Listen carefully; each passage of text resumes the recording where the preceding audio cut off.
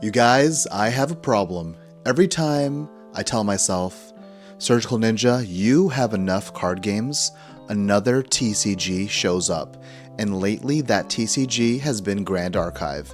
I don't need it. I don't need another collection. I don't need another booster box sitting behind me, whispering in my ear, "Open me." I don't need another game where I'm looking up card prices at 2 a.m., and I definitely don't need another game convincing me that I'm buying an entire booster box is somehow financially responsible. But Grand Archive looks really freaking cool.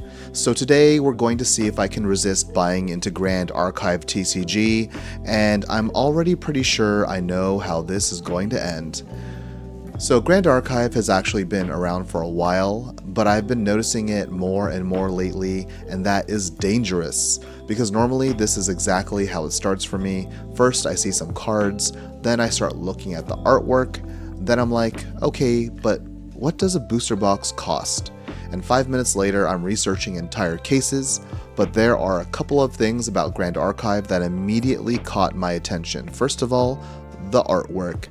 There are some absolutely gorgeous cards in this game, and they remind me of the TCG Force of Will, RIP, and Grand Archive definitely has the artwork going for it. I'm a collector first in a lot of these TCGs, so artwork definitely can single-handedly get me interested in a TCG. I'm looking at Sorcery TCG, even though the gameplay is probably very, very mid, but the collectibility of that game, chef's kiss.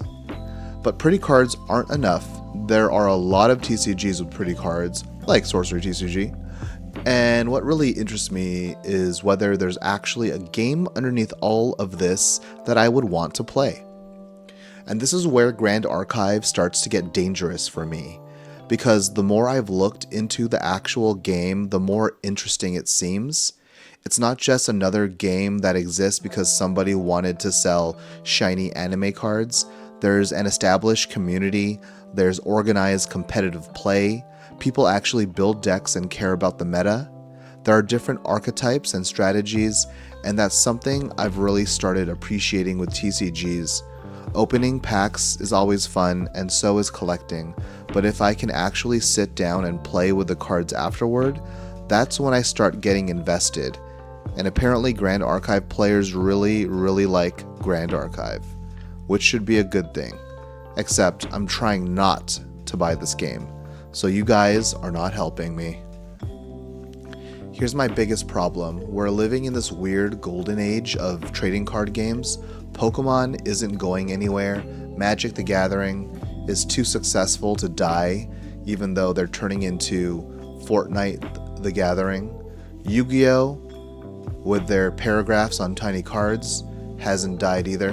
Now you've got One Piece, Lorcana, So then you got One Piece, Lorcana, Gundam, Riftbound, and now I've fallen down the Palworld TCG rabbit hole.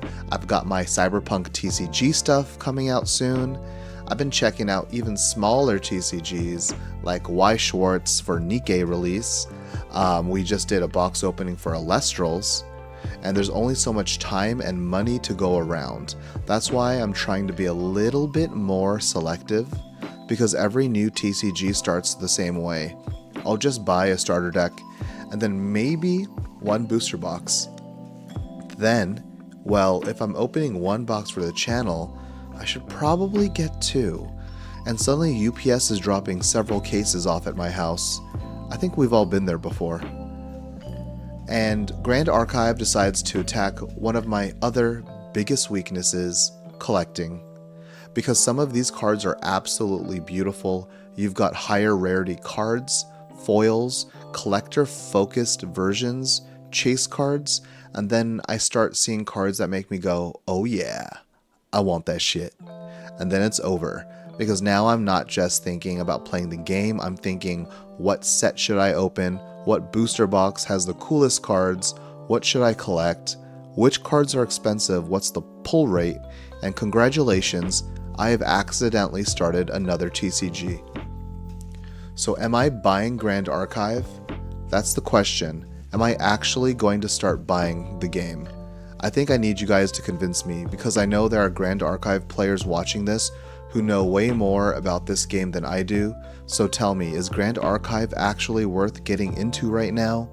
What should a brand new player buy? What should I open first? Are the starter decks worth buying? And more importantly, what product gives me the best chance of pulling something absolutely ridiculous on camera? Because if I'm going to make more questionable financial decisions, we might as well make a video out of it. So for now, I'm going to try hard to resist.